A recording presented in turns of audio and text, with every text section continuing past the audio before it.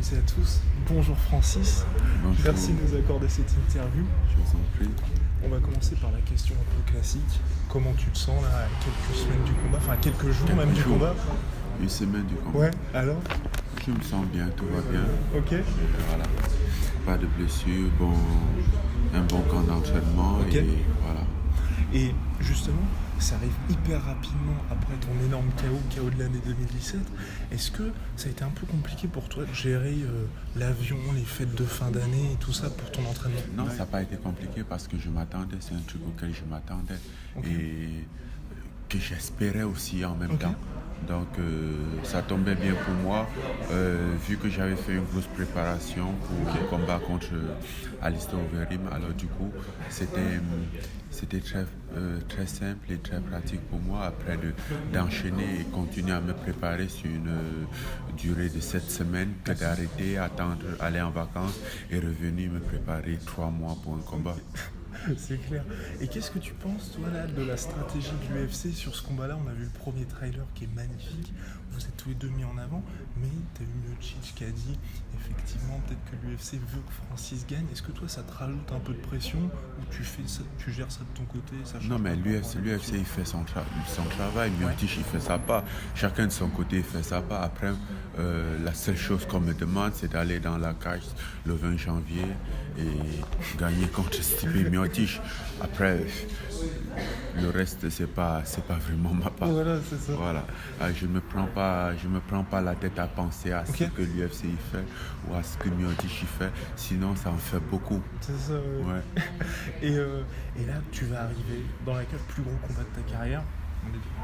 Comme chaque combat, parce qu'il faut aussi remarquer que c'est les précédents combats qui nous ont conduits ici, et chaque combat, il est toujours plus important jusqu'à ce que tu arrives à l'autre combat, et c'est ce combat que c'est cet instant qui te mène c'est le présent qui te conduit vers le futur. Donc ça fait que chaque combat du présent, c'est une marche supplémentaire. il est toujours plus important jusqu'à ce que tu arrives sur le prochain. Et là, tu vas arriver, il y aura le soutien justement d'une grosse communauté africaine, la France qui sera derrière toi. Est-ce que tu ressens un peu ça, de te dire tu es presque le porte-drapeau un peu du MMA pour un pays? Oui, je ressens énormément ça. Déjà, par le fait de rencontrer les gens, parce qu'il y avait, pour moi, il y avait pas mal de trucs que j'ignorais, mais là, surtout sur ce combat, déjà le nombre de personnes qui sont engagées pour aller aux États-Unis, là, tu te rends compte que les gens, ils bougent, que ce soit des Français ou des Africains, qui bougent juste pour aller te soutenir, parce que soit ils te considèrent comme Français ou qu'ils te considèrent comme Africain et qui vont là pour te soutenir. C'est juste énorme. Et oui, c'est un statut que j'ai toujours reconnu. Je me suis toujours senti un peu comme le porte-drapeau du MMA, que ce soit en France comme au Cameroun, et j'emporte souvent les deux drapeaux. Ok. Et là, justement, il y a ce week-end, là, parce qu'on fait cette interview-là, juste avant l'UFC Saint-Louis, il y a Kamaru Usman qui va combattre. Est-ce que toi, t'imagines dans un futur, vous deux, qui amenez finalement l'UFC en Afrique pour des cartes, ou justement, est-ce que toi, tu as le souhait de faire un événement au Cameroun dans le futur? Au fait, c'est pas j'imagine, là, c'est un truc qui va se faire. Je gagne le combat le 20 janvier. Il va falloir que l'UFC et moi, on s'assoie pour parler en Afrique. Et c'est ce qui... au fait, j'en ai déjà fait quelques propositions. Et l'UFC en avait déjà commencé à promettre des constructions de salles en Afrique, notamment en commençant au Cameroun, et surtout aussi dans le but de soutenir mon association, mon initiative, mais c'est évident, je dois réclamer.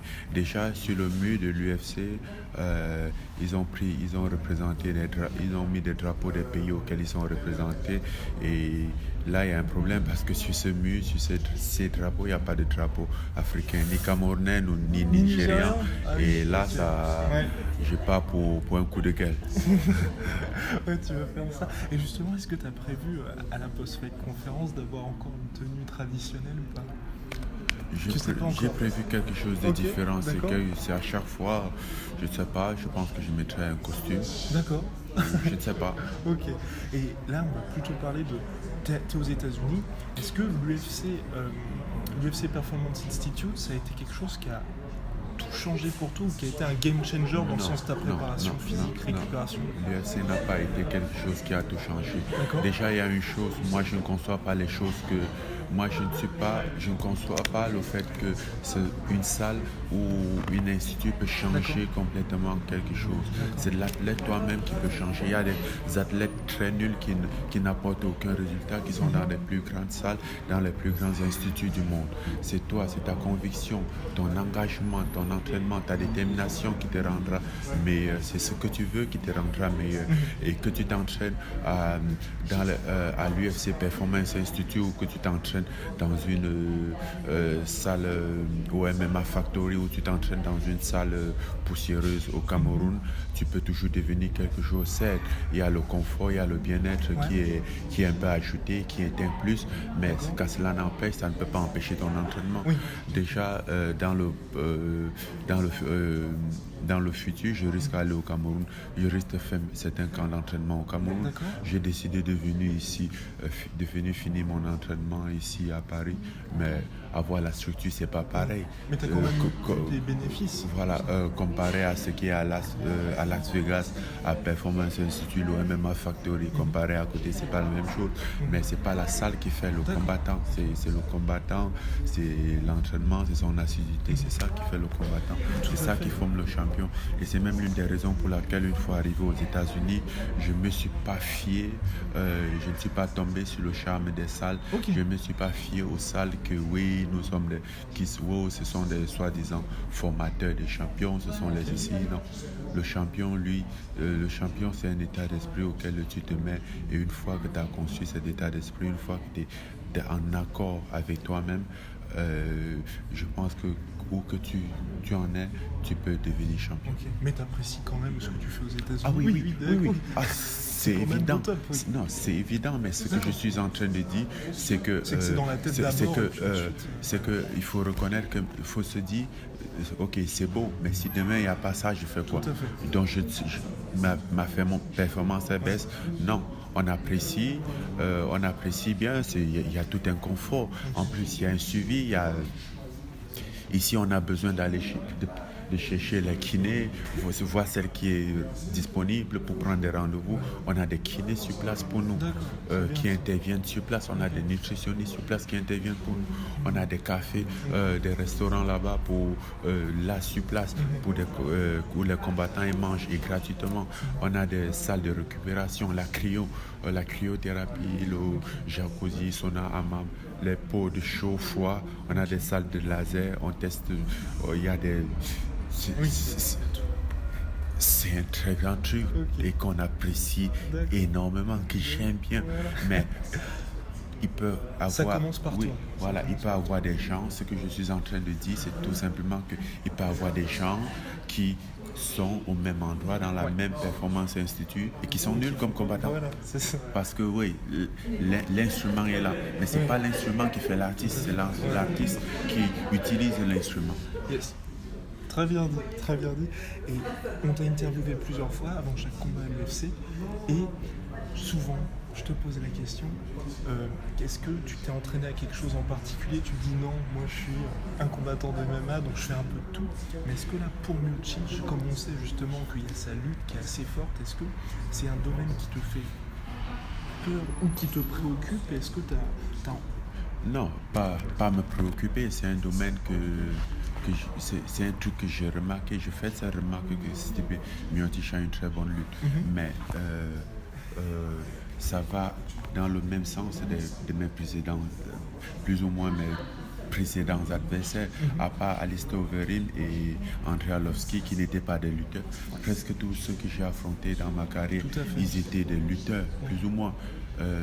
Mon premier combat à l'UFC, j'ai affronté un mec qui était à l'équipe nationale de lutte du Brésil. Et que le pire, c'est quoi? C'est que je ne savais même pas, on ne savait même pas qu'il était lutteur parce que c'était aussi son premier combat. Et sur le terrain, c'est là où je me suis rendu compte que c'est un lutteur parce que c'est ses positions de corps. J'ai compris que là, c'était quelque chose de différent. Et je me suis adapté, je me suis en sorti. Après ça, j'ai enchaîné.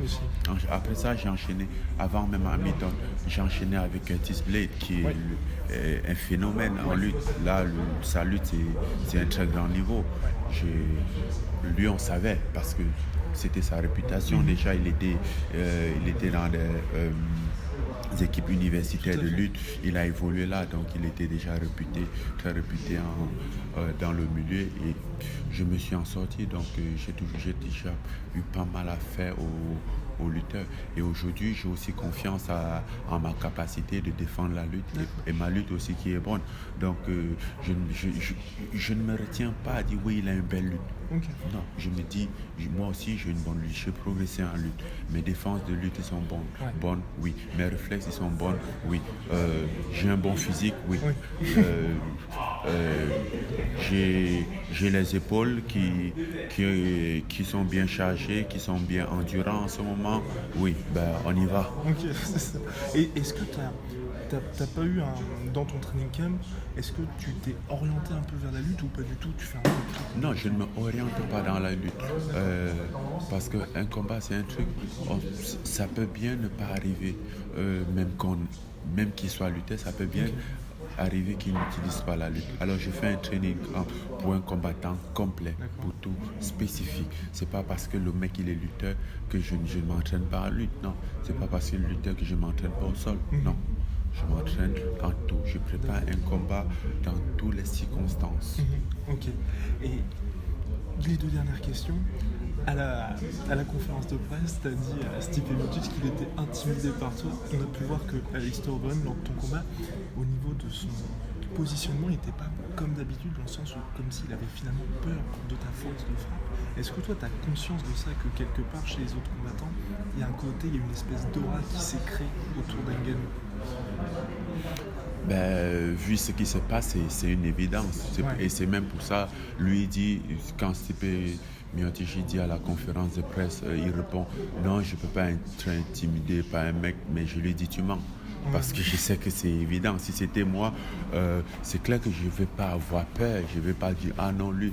Mais je vais quand même dire « Méfie-toi, je respecte ça. » Et comme là, par exemple, je me dis « Méfie-toi de sa lutte. Je sais qu'il a une bonne lutte. » Et que techniquement, je vais peut-être récompenser avec la force, mais techniquement, il a une meilleure lutte que moi. Et ça, je le respecte. Et si il arrive que je peux éviter, j'ai vu que tant qu'à faire, j'ai fini mon combat en boxe. J'ai pas besoin, je suis pas là pour prouver que je sais lutter ou pour prouver que je sais grappler. Je suis là pour gagner et la première occasion qui se présente pour gagner, que je peux l'exploiter, je l'exploite, c'est tout. Parfait. Et enfin, la traditionnelle question. À chaque fois, tu as eu bon. Est-ce que tu peux nous donner ton pronostic pour l'UFC 220? Généralement, mon pronostic, il est un peu sur le premier round, mais vu que ça, c'est un combat de 5 rounds, de 5 minutes, et que Stipe en face est un combattant très intelligent, même qu'il soit un pitbull, mais je pense il respecte quand même ma force, il respecte quand même ce que je suis. Alors je pense que nos premiers rounds vont être un peu observateurs et c'est peut-être, je pense, et c'est peut-être au deuxième round qu'on va entrer au vif du sujet. Donc je donne